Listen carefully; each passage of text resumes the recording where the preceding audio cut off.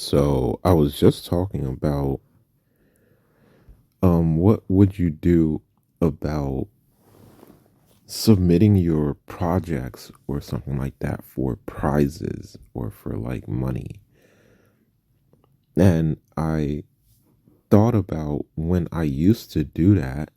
At one point I got so deep into the world and I was just like, what if I started doing surveys so I can win stuff? And I had no money and I was looking for money. And I was just like, you know what? I have to work for money. So I started filling out surveys. So, like, when you go to Walmart, you get a receipt. And then on that receipt, it's like, fill out this survey and you can win $500. Or an Advanced Auto Part or AutoZone, they'll be like, fill out this survey for us. Tell us about our store. And you can win free gas for life or for like a year. And I was like, oh my gosh, this is a job. I can definitely do this. I can win. So I started to fill out these surveys, started to check it out. And for AutoZone, I was like, free gas. That would set me up for life. I wouldn't have to think about gas.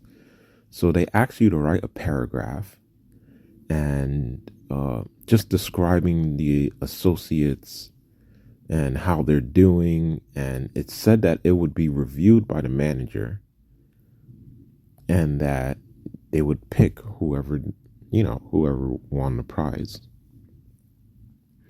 So I wrote a very long paragraph. Like, I started writing and writing, and I write not professionally, I write for fun.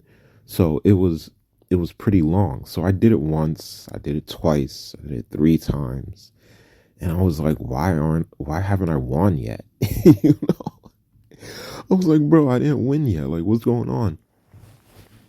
And that's when I thought about it. I was like, why would you ever try to win prizes or submit your project into win something close to like a prize? Like, why would you pay money for the lottery? What's the point of it? Does it have any merit? Is there any truth behind it? Should you be doing it? And the answer is absolutely not. Um, it's kind of like gambling. The only time you would gamble is if you are winning, if you are going to win, if you can count cards, if you know what you're doing, then fine, go ahead and gamble. But if you have no idea what you're doing, do not gamble. Don't make it a habit. My friend Ryan, he gambles and he wins money. You know what I mean? Every time I talk to him, he's like, "Bro, I won like $1,000," and I've went with him and I've witnessed him winning hundreds of dollars. Like, I remember we went to Atlantic City and he was at a table and he won like $600, and then he got out. He dipped out. He was like, "All right, I'm done. I made enough money." And then we went to go get lunch, and he paid for the lunch. He said that he doesn't do that anymore. He doesn't play on games anymore.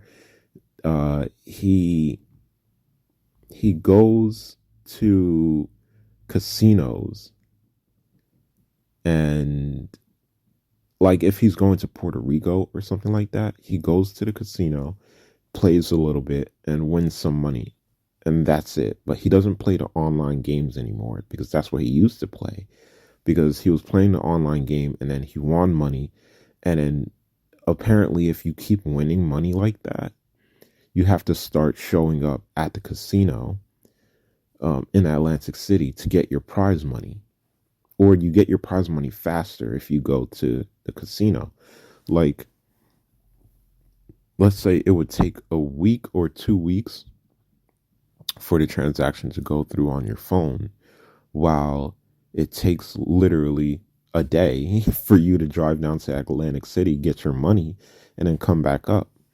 The drive is not too crazy. Oh, I have to double check to see what vlog I did. I made a vlog about it on my YouTube. It's specifically on my YouTube channel. It's not on any other channel. Um, if you want to check out that video, if it's still up, because I took a video of the playing at the casino, and I don't think you're allowed to. And plus, that video has a copyright on it because like 30 seconds of it plays a song, and they were like, you're copywriting. So if you want to check that out. But should you be submitting your ideas or your inventions for money? Absolutely not. That time that you're investing in trying to win a prize could be time that you put towards your invention, towards your writing, towards your idea. That's time that you would be putting towards it, and you need time. Time is precious. It's all that we have. You know what I mean?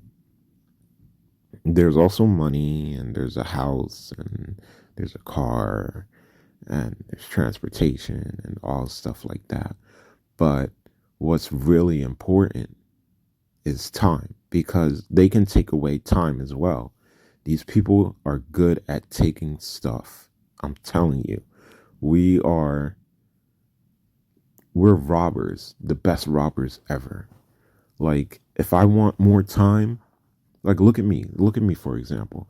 I needed more time, right? I needed more time. I needed consistent flow of money.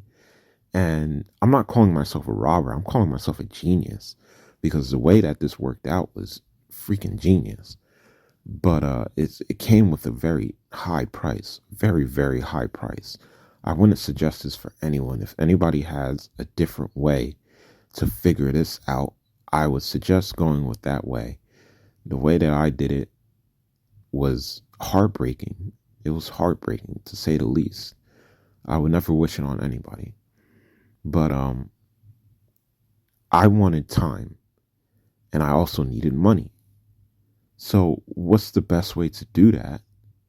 By giving it your all. So I tell people not to give your all to everything, like half-ass stuff, because when you go all out, you don't realize that you're consistently going all out. You have to like kind of hold yourself back sometimes, because sometimes if you don't understand something, for example, let's say you're a drug dealer, and your friend asks you to open up a mailbox, and the only thing that you have is a motorcycle. Now you're going to be like, yeah, sure, I'll open up a mailbox. You get packages. We'll get the packages and everything, right? But you have a motorcycle,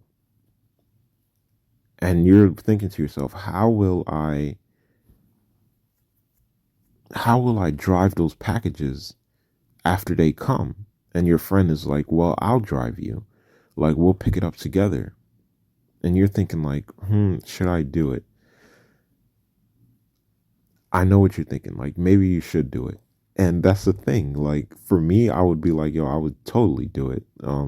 Your friend's going to give you a couple $100 for doing it, and you need a steady income. Should you do it? Man, my answer is yes. After listening to that story. Oh my gosh. The only reason why I didn't do it, right, was because I was becoming paranoid. And I was in constant state of paranoia, but I didn't know it yet. You know, I know that kind of doesn't make sense. You're in a constant state of paranoia, but you didn't know it. Basically, I was sick the whole time, but I did not know that I was sick. And I was just going with the flow. So I hesitated. But I was trying my hardest to say yes. I was like, how do I do this? How do I do this? See, that was the moment where I should have half-assed it. I should have just been like, you know what? If you want to do it, then sure. But if you don't want to do it, don't worry about it. You know what I mean? But I got heartbroken because he didn't pick me. My other friend stepped up. He was like, I'll do it. I'll do it. And I was distraught.